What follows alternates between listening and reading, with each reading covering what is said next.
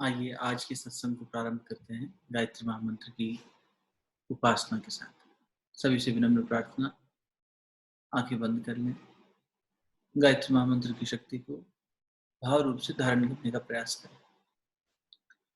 ओम भूर्भुवः स्वः तत्सवितुर्वरेण्यं भर्गो देवस्य धीमहि धियो यो नः प्रचोदयात्। ओम गुरुर्ब्रह्मा गुरुर्विष्णु गुरुरेव महेश्वरः गुरु साक्षात् परब्रह्म तस्मै श्री गुरुवे नमः। अखण्डमण्डलाकारं व्याप्तं येन चराचरं तत्पदं दर्शितं येन तस्मै श्री गुरुवे नमः। मातृवत् लालयित्री च पितृवत् मार्गदर्शिका नमोस्तु गुरुसत्तायै श्रद्धा प्रज्ञायुताचया श्रद्धा प्रज्ञायुताचया। दोनों हथेलियों को आपस में मलिए। प्राप्त हुई दिव्यता को मुखमंडल पर, हृदय स्थान पर स्पर्श करें। सभी को बहुत बहुत प्रणाम, बहुत बहुत शुभकामनाएं। आज हम गॉड लिव्ड विद देम के अध्याय को तो आगे बढ़ा ही रहे हैं, स्वामी विवेकानंद के अध्ययन को, जीवन को, उसका अध्ययन कर ही रहे हैं। साथ ही साथ आज आदि गुरु शंकराचार्य जी का स्मरण दिवस भी है, उनकी जयंती है, तो उन्हें उनका स्मरण किया जाए। और विवेकानंद जी का बहुत ही, दोनों ही विलक्षण व्यक्तित्व हैं, तो आज कुछ समय व्यतीत करेंगे शंकराचार्य जी के लिए भी, उनके द्वारा दिए गए सीख पर भी, और साथ ही साथ स्वामी विवेकानंद पर। हम लोग बात कर रहे थे मित्रों कल एक ऐसे कठोपनिषद की बात आई थी, नचिकेता के माध्यम से स्वामी विवेकानंद के चरित्र पर भी बात हुई, उनके व्यक्तित्व को भी और गहराई से समझने की कोशिश करी कि वो भी एकदम वैसे ही थे, अचकचाते नहीं। और उसी कठोपनिषद के जो सूत्र स्वामी विवेकानंद को जो बहुत पसंद थे, उनमें हमने बात करी कि कैसे उत्तिष्ठ जागृत, ये हमेशा वो कहते थे कि उठो और जागो और देखो, तो चलो जब तक चलो जब तक कि तुम्हें लक्ष्य की प्राप्ति न हो जाए। और एक सुरस्य धारा है जिस पर चलना मुश्किल है, दुर्गम पथ है, और ऐसा चलने वालों ने कहा है कि बहुत मुश्किल है। आत्म को समझने के, आत्म साक्षात्कार करने के, आत्मा को जानने का जो पथ है वो बहुत ही दुर्लभ है, और बहुत कम ही होते हैं जो इसके बारे में सुनते हैं, उनमें से भी बहुत कम होते हैं जो इसको समझ पाते हैं, और उन बिरलों में से भी बहुत कम होते हैं जो इसको समझ के अपने जीवन में उतार पाते हैं। तो ये बात कल हुई थी। और उसके बाद में स्वामी विवेकानंद के व्यक्तित्व को कठोपनिषद में एक और बहुत सुंदर बात है जो कई जगह रेफरेंस इसका दिया जाता है। महात्मा आनंद स्वामी जी भी इसके बारे में कई बार चर्चा करते थे। उनका कहना था, उनका एक लेक्चर है दो रास्ते, वो कठोपनिषद की बात है। कठोपनिषद में बात आती है कि मनुष्य के जीवन में ऐसे बार बार पड़ाव आते हैं जहाँ उसे दो में से किसी एक का चयन करना पड़ता है। और दो मार्ग में, एक मार्ग है श्रेय मार्ग, एक है प्रेम मार्ग। श्रेय मार्ग वो है जहाँ कठिनाइयाँ हैं, चुनौतियाँ हैं, तप है, लेकिन वो आदर्शों से भरा हुआ है, और आदर्शों के लिए चलने के रास्ते पर चलने के लिए मनुष्य को त्याग करना पड़ता है। अपनी ही मन की बहुत सारी इच्छाओं का, वासनाओं का, तृष्णाओं का त्याग करना पड़ता है। बहुत सारे ऐसे बंधनों का, भव बंधनों का त्याग करना पड़ता है आदर्श के रास्ते पर चलने के लिए, आदर्श का पालन करने, और वो करने में अंत में लेकिन यशस्वी होता है साधक। दूसरा रास्ता है जिसमें शुरुआत में बहुत खुशियां दिखती हैं, बहुत ज्यादा एक तरह से फन है, बहुत कंफर्ट है, मौज मस्ती है, पूरी दुनिया की चकाचौंध है, वो प्रेम मार्ग है, प्रिय मार्ग। तो जब भी प्रिय और श्रेय, इन दो में से किसी एक रास्ते को चुनना हो, सही रास्ता या फिर जो प्रिय लगता है वो रास्ता, तो उसमें से श्रेय को चुनना, श्रेष्ठ को चुनना। स्वामी विवेकानंद ने इसी बात को आगे जाकर और ज्यादा ऊंचाई पर ले गए। उन्होंने कहा कि ऐसी भी परिस्थिति आती है जब तुम्हें दो श्रेष्ठ रास्तों में से एक का चयन करना, श्रेय मार्ग में भी आगे चलते चलते तुम्हें दो में से किसी एक का, दोनों सही दिखते हैं, दोनों आदर्शों में भरे दिखते हैं, एक माता पिता की सेवा करना और एक अपने गुरु की बताए आवाहन पर चल देना, दोनों ही सही बात। दोनों के प्रति पक्ष मिल जाएगा, दोनों के प्रति एक तरह से आर्ग्यूमेंट्स मिल जाएंगे कि माता पिता का ऋण बहुत बड़ा ऋण है, गुरु का ऋण बहुत बड़ा ऋण है, बिल्कुल सही बात। तो माँ पिता सबसे पहले गुरु हैं, ये बात भी सही है। ऐसे में गुरु के रास्ते पर चलना, क्योंकि विवेकानंद इस कसौटी से गुजरे कि जिन्होंने अपनी माँ और बहन और भाइयों को भगवान के भरोसे छोड़ा, काली के भरोसे छोड़ा और गुरु के बताए रास्ते पर चले। गुरु ने कहा इनका ध्यान रख लेंगी माँ, तू बस माँ का काम करने आया है वो काम। और एक को अपनी माँ मत मान, पूरी मातृभूमि को अपनी माँ मान।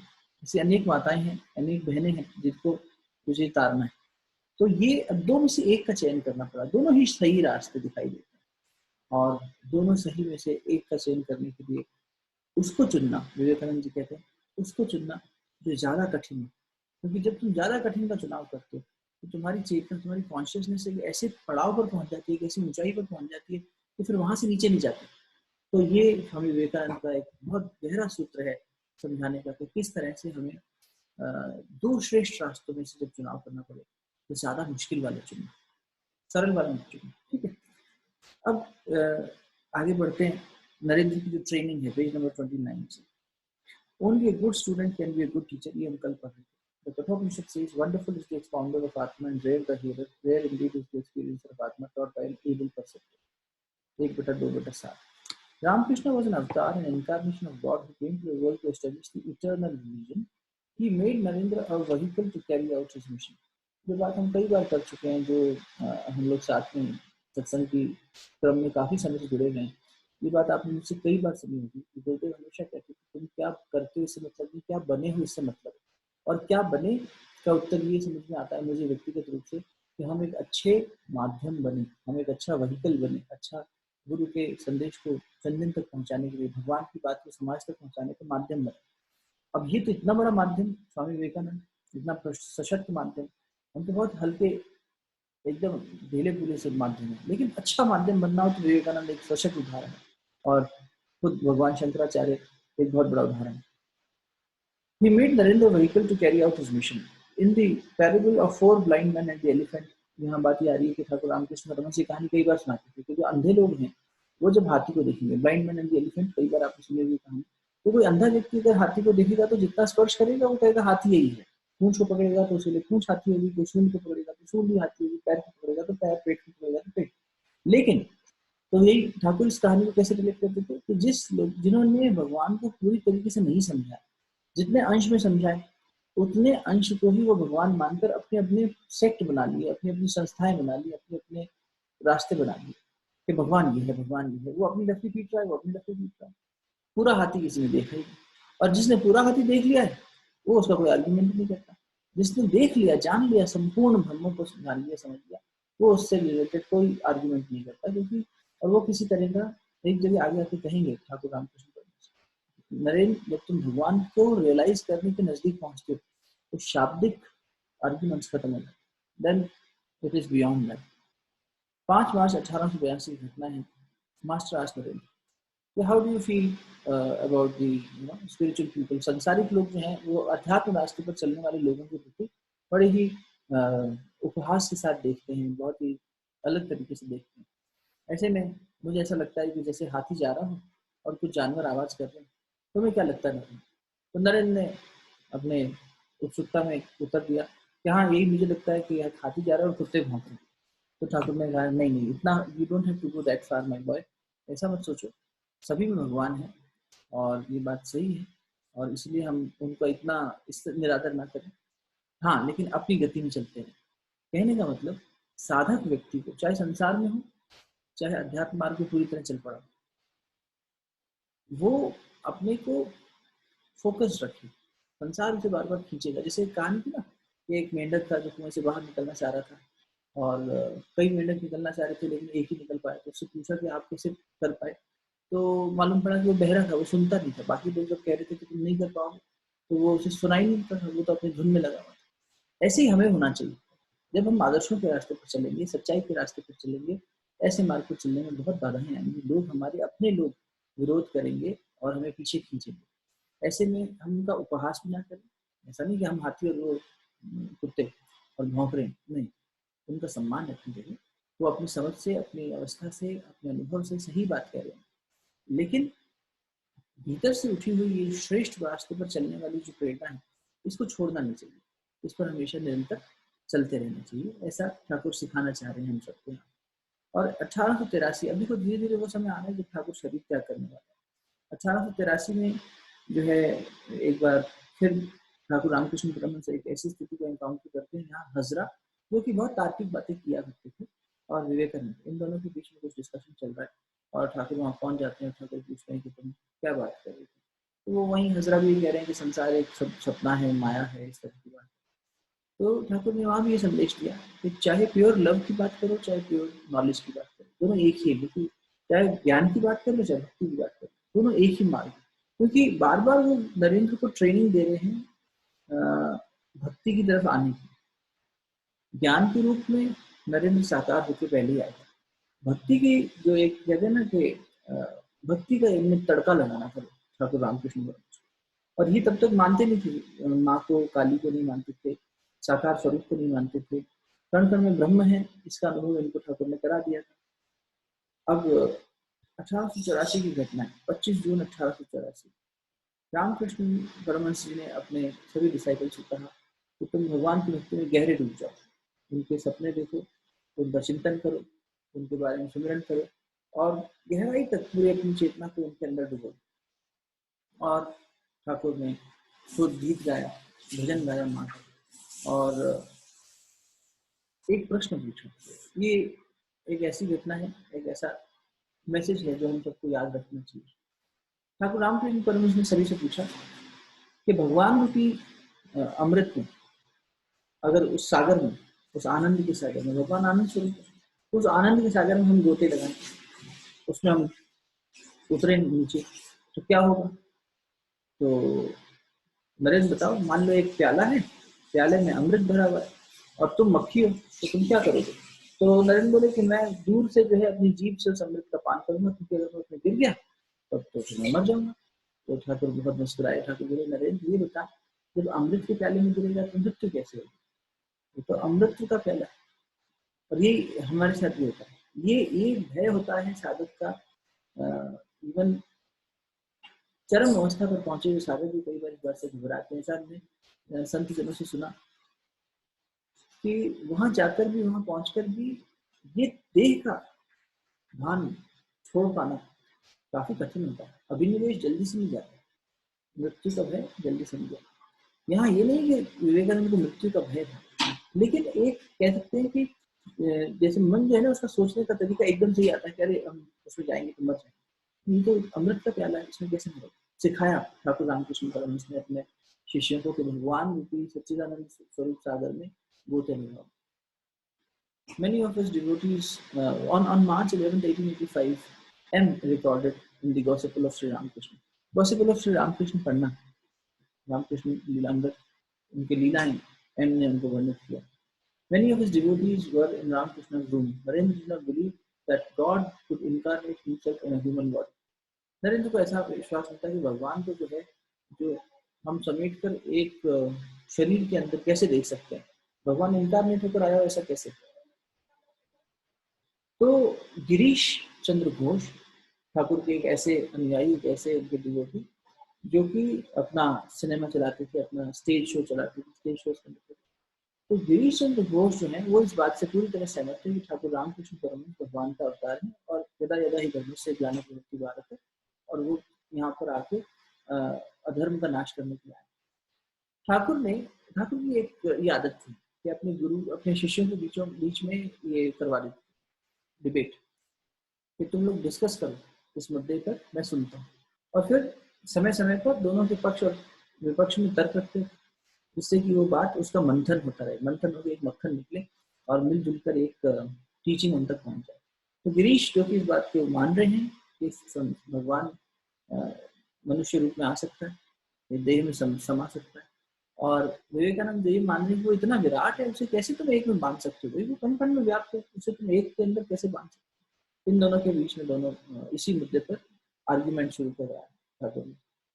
और नरेंद्र ने कहा कि भगवान तो इन्फिनिटी है, वो नहीं आ सकता एक उसके अंदर। ठाकुर ने कहा बिल्कुल ठीक कह रहे हो, कण कण में व्याप्त है, सर्वव्यापी है, लेकिन ये बात याद रखो कि उसकी मैनिफेस्टेशन अलग अलग लोगों में, अलग अलग बीइंग्स में, अलग अलग लेवल पर, उसकी चेतना अलग अलग स्तर पर सभी में उतरी, और इसीलिए चेतना की दृष्टि से not all man are equal, सभी बराबर नहीं, जिसमें जितने अंश में ईश्वर उतरा है उसकी चेतना उतनी ऊंची है, उतनी ज्यादा है। और फिर ये बात आई कि how do you know God does not assume a human body. Girish पूछ रहे हैं नरेंद्र से, तुम बताओ नरेंद्र, तुम्हें क्यों लगता है कि भगवान जो है मानवीय शरीर में नहीं आ सकते। तो नरेंद्र कहते हैं कि गॉड इज बियॉन्ड वर्ड्स और थॉट। जहाँ पर ठाकुर कहते हैं कि नहीं, इट इज नॉट। भगवान को बुद्धि से, बुद्धि को प्रखर कर दिया जाए, बुद्धि को अगर बेहतर बना लिया जाए, प्रज्ञावान कर दिया जाए, तो फिर स्थित प्रज्ञ होकर भगवान को पाया जा सकता है। इसको गीता में भगवान कृष्ण ने व्यवसायित्मका बुद्धि कहा है। वहां पर हम लोग अभी अध्ययन कर भी रहे हैं, तो उसमें भी आया है कि वो बुद्धि जो इस तरह से एक लक्ष्य होकर निर्धारित होकर चलती है। अव्यवसायित्मका बुद्धि वो हुई जो उसकी शाखाएं हर जगह फैली हुई हैं, जो संसार में बिखरी हुई है। उस बुद्धि से भगवान को नहीं समझा जा सकता। वो बुद्धि से तो ये परे है भगवान जानना, ये बात सही। लेकिन ठाकुर यहाँ इसी बात का खंडन कर रहे हैं कि यदि बुद्धि को प्रखर कर दिया जाए, तो यही प्रखर प्रज्ञा सजल श्रद्धा, एक साधक के जीवन की पर्सनालिटी की दो अंश। गुरुदेव माता जी का जो समाधि स्थल है ना, उसको यही नाम रखा उन्होंने, खुद ही नहीं बनाया। सजल श्रद्धा प्रखर प्रज्ञा। सजल श्रद्धा माता जी, अन्य माता जी, अर्धनारीश्वर, शिव और शक्ति, शिव और पार्वती का स्वरूप। और प्रखर प्रज्ञा वो पुरुष और प्रकृति, शिव का प्रतीक प्रखर प्रज्ञा। तो प्रखर प्रज्ञा और सजल श्रद्धा, श्रद्धा ऐसी हो जो सजल हो, जो लाठी भी मारो तो टूटे नहीं। जैसे पानी को लाठी मारते तो नहीं, तो पानी कहाँ टूटता है, पानी सजल बहता है। ऐसी श्रद्धा होनी चाहिए। ऐसा नहीं कि हमारी श्रद्धा अभी आप में है, कल किसी ने कुछ कह दिया, अरे हमने आपसे बोल दिया, किसी और को बोल दिया, ये तो फायदे की, ये तो अव्यवसायिक बुद्धि।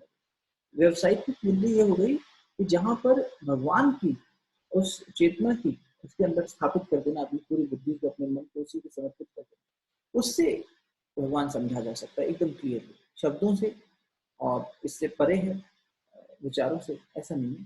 तो विचार और शब्दों से भी पकड़ा जा सकता है, ऐसा ठाकुर विश्वास दिला रहे हैं, खंडन कर रहे हैं नरेंद्र का। और फिर इसी बात में आगे चलकर वो यही बात कहते हैं कि यस यस ही विल।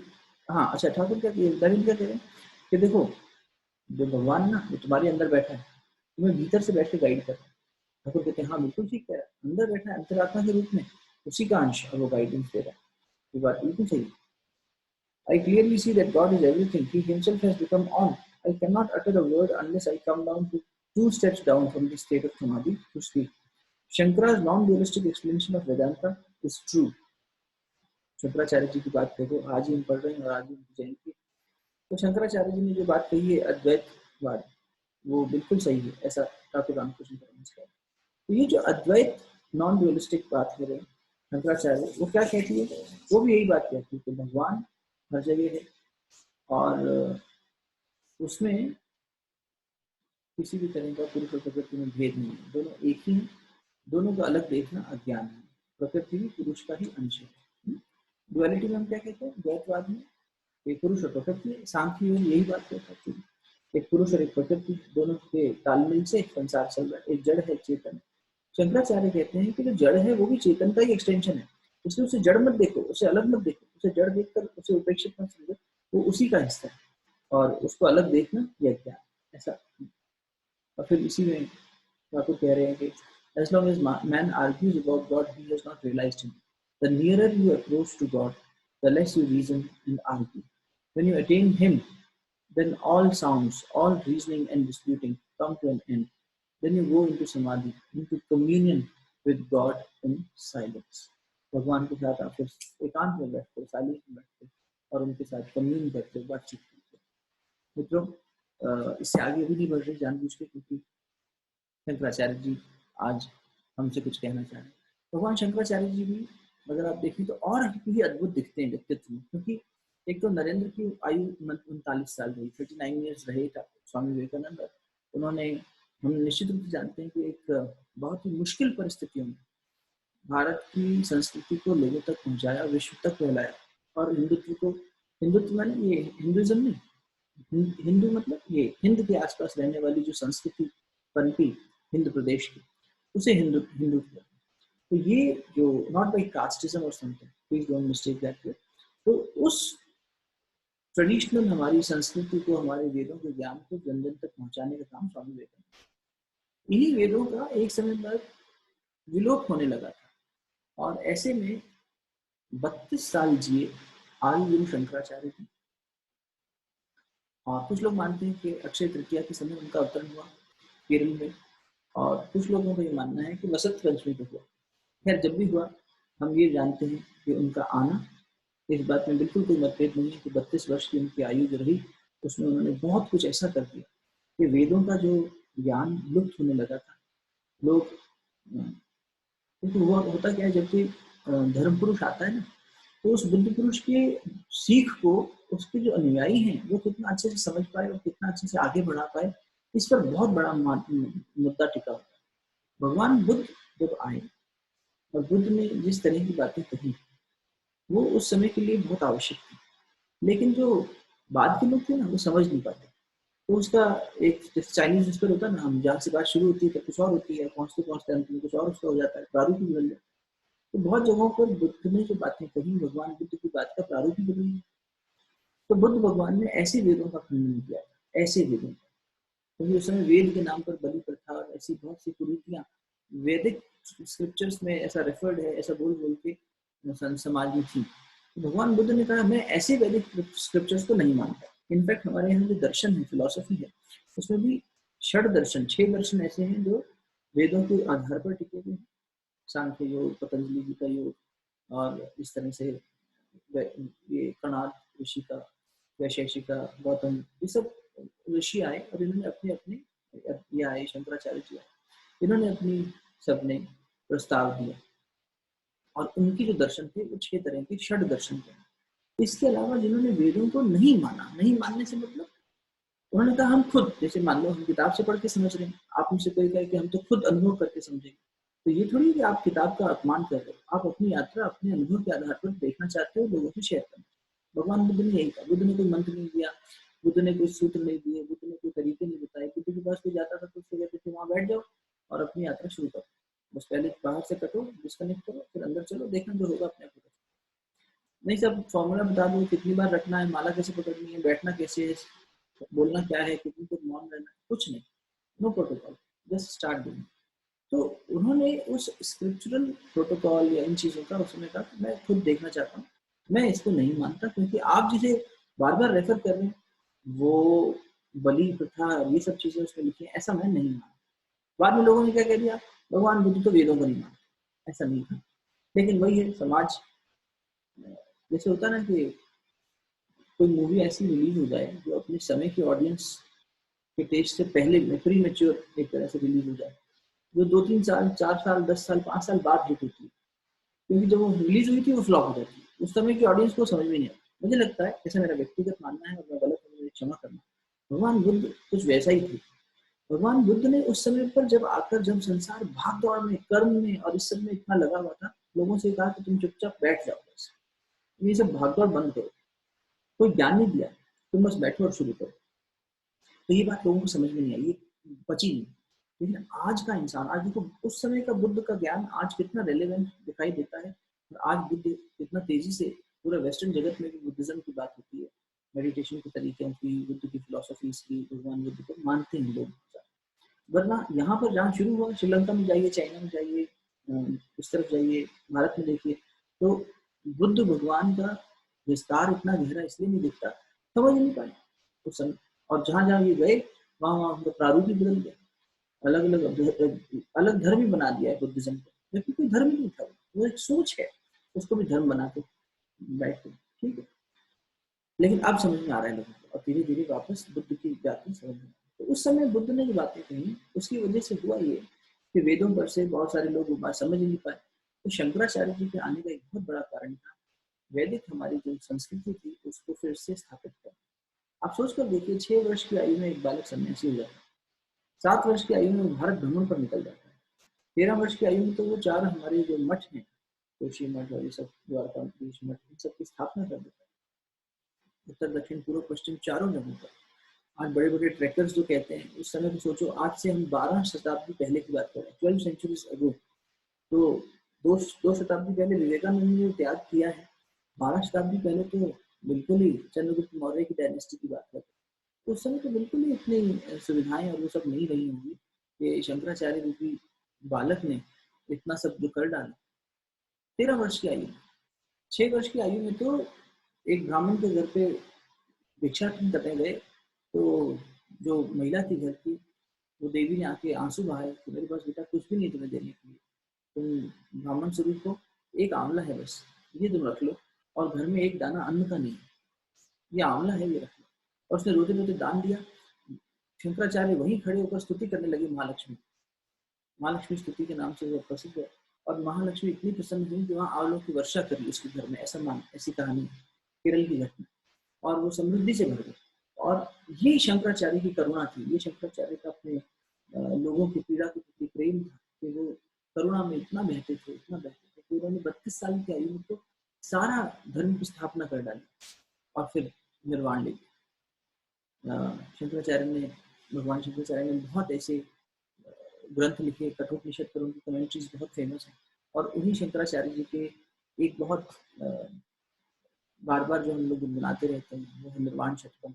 आ जाइए इसी को थोड़ा सा गुनगुनाते हैं। निर्वाण षटकम में उन्होंने ये बताया कि किस तरह से मैं क्या नहीं हूँ। उसके अलावा भज गोविंदम करके भी उनकी एक बहुत अच्छी रचना है जिसमें 31 पद हैं। भज गोविंदम गोविंदम भज मूढ़मते संप्राप्ति सन्निहिते काले न ही रक्षति दुर्गम करण दुर्गम करण। तो ये उन्होंने बहुत अच्छी अच्छी ऐसी रचनाएं करी। भज गोविंदम भज गोविंदम भज गोविंदम गोविंदम। बार बार तू पैदा हो रहा है, बार बार माँ के गर्भ में जा रहा है, बार बार इस कष्ट में जा रहा है, इससे तुझे सिर्फ कृष्ण बचा सकते। पुनरपि जन्मम पुनरपि मरणम पुनरपि जननी जठरे शयनम। बार बार जननी के जो शरीर है उसके अंदर तू जाता है, बार बार पैदा होता है, बार बार मरता है। तू गोविंद का ध्यान कर, वो तुझे इस संसार से मुक्त करा सकते हैं। कोई मायावती। ऐसा करके उन्होंने बहुत सुंदर सुंदर रचनाएं करी। आइए एक छोटी सी रचना निर्वाण षटकम जिसमें 6 पदों में भगवान शंकराचार्य ने बताया कि मैं क्या नहीं हूँ। और स्वामी विवेकानंद का ज्ञान, स्वामी विवेकानंद की भक्ति एकदम समा जाती है इसके अंदर। तो स्वामी जी के जीवन से भी मेल खाती है और हम सब ये समझें कि हम क्या नहीं हैं। मैं यहाँ से थोड़ा सा गुनगुनाता हूँ, आप साथ दीजिएगा, उसके बाद शांति बात। भगवान शंकराचार्य कह रहे हैं कि मैं चिदानंद स्वरूप हूँ, मैं शिवोहम हूँ, शिव हूँ और मैं बाकी ये सब चीज़ें कुछ भी नहीं हूँ। मैं क्या नहीं हूँ इसका व्याख्या कर रहे हैं इन पदों के माध्यम से। शिवोहम शिवोहम शिवोहम शिवोहम शिवोहम शिवोहम शिवोहम शिवोहम चिदानन्दरूपः शिवोऽहं शिवोऽहं चिदानन्दरूपः शिवोऽहं शिवोऽहं मनोबुद्ध्यहङ्कारचित्तानि नाहं न च श्रोत्रजिह्वे न च घ्राणनेत्रे न च व्योमभूमिर्न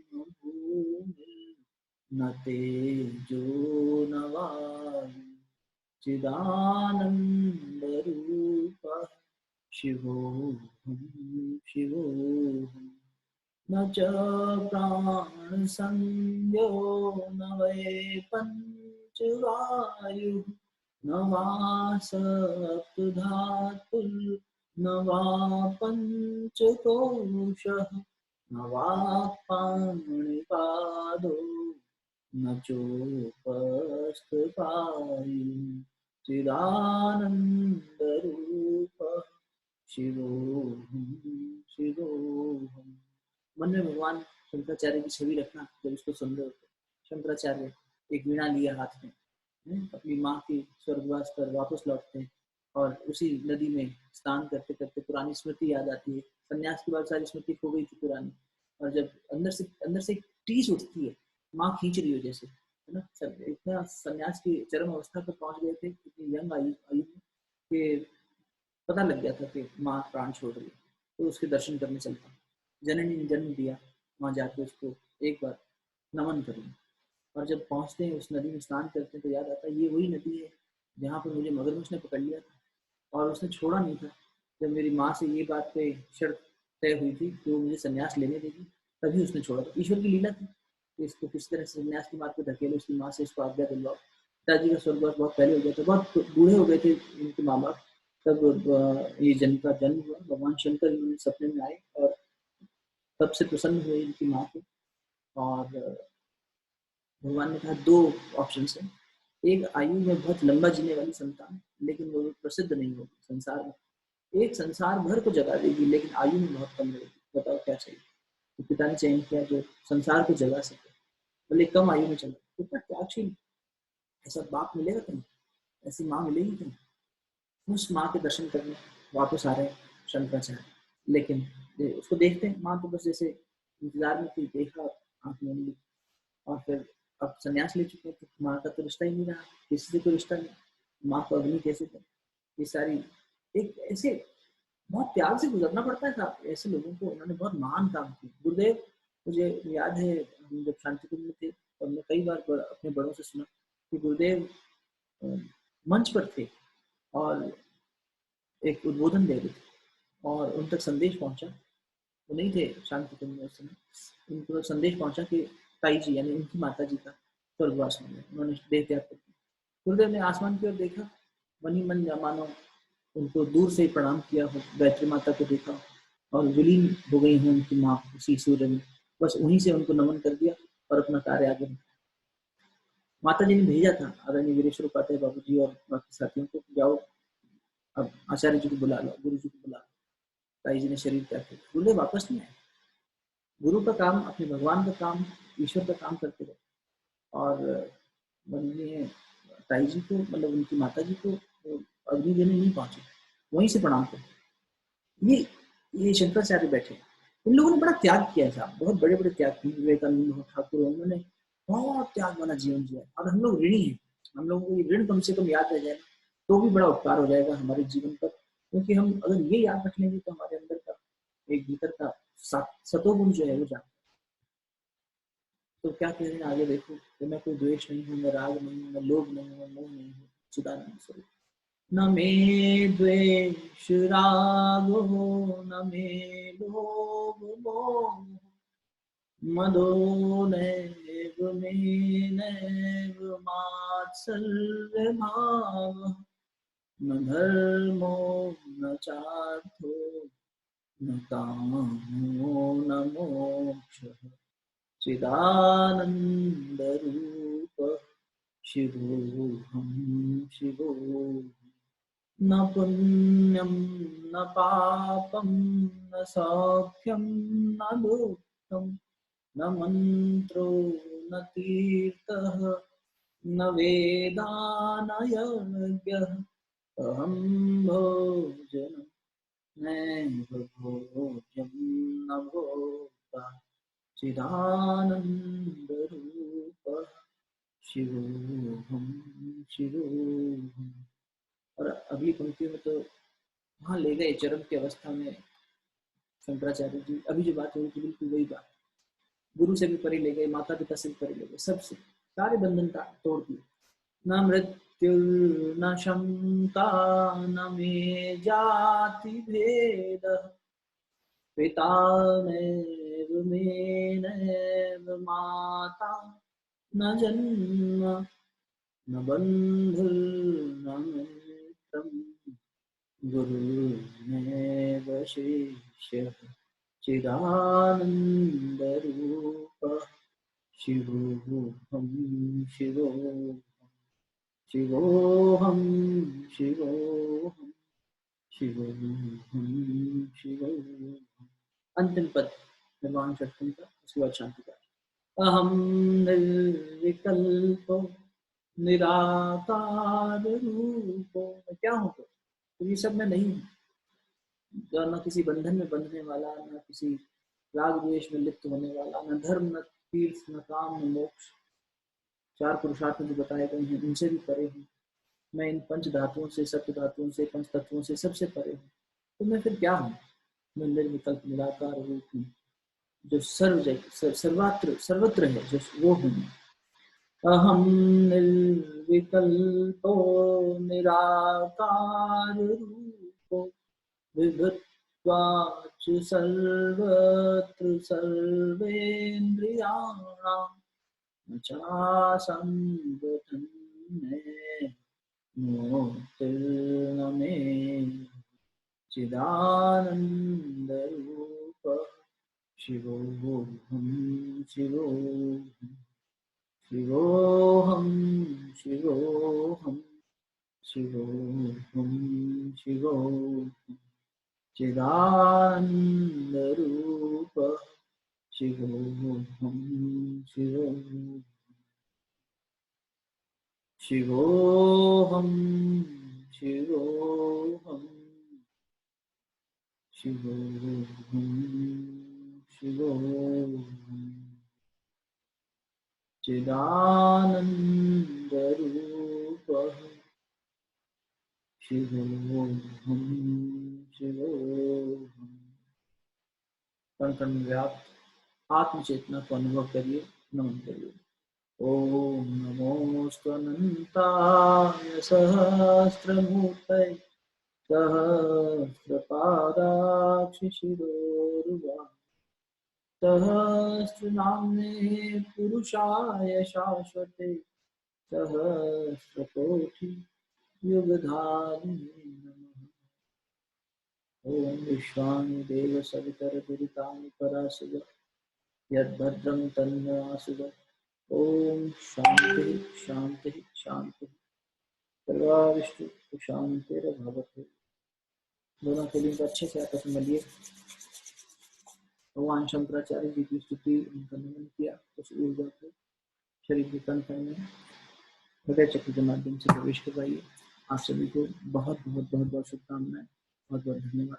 कल मिलते हैं, तब तक के लिए।